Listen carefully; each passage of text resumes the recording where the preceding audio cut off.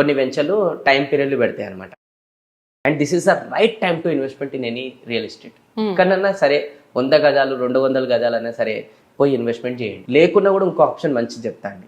ఏదైనా వెంచర్లో మనం ఇప్పుడు ఇన్వెస్ట్మెంట్ చేయాలనంటే కొన్ని వెంచర్లు టైం పీరియడ్లు పెడతాయి అనమాట. 45 days or 2 months or 3 months అని ఇట్లా పెడుతుంది అనమాట.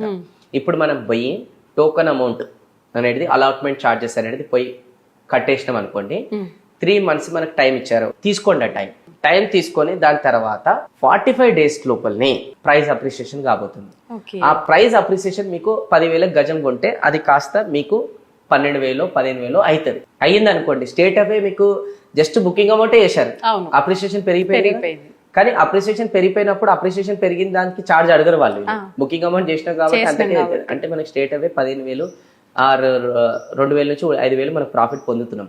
ఒకవేళ మీకు అడ్జస్ట్మెంట్ కాలే 3 నెలల, మీరు ఏం చేయొచ్చు, ఎవరైనా ఫ్రెండ్స్ సర్కిల్లోనో ఇంకా వేరే సర్కిల్లోనో ఇప్పుడు మీరు 10,000కి బుకింగ్ అమౌంట్ చేసారు కదా, వాళ్ళకి అప్రిసియేషన్ పెరిగిన ప్రైస్ కే మీరు అక్కడ అమ్మేసేయచ్చు. ఆ డబ్బు అనేది మీకు ఏం పెట్టకుండా ప్రాఫిట్ కూడా పొంది. సూపర్ ఐడియా, సూపర్ ఇది. అందుకోసం ఎక్కడన్నా జస్ట్ 5 లక్షలు 2 లక్షలు పోయి టోకన్ అమౌంట్ ఇచ్చేసేయాలి. ఇప్పుడు ఉండాలి, మల్టిపుల్ దగ్గర పెడితే ఇంకా మంచిది. అవునవును. ఎందుకు, after government results and result అయిన ఒక 1-2 months కి ప్రైజులు పెరుగుతాయి. This is the right time to play game, smart game. కూర్చున్న దగ్గర డబ్బులు పెంచుకోండి. And this is the right time to investment.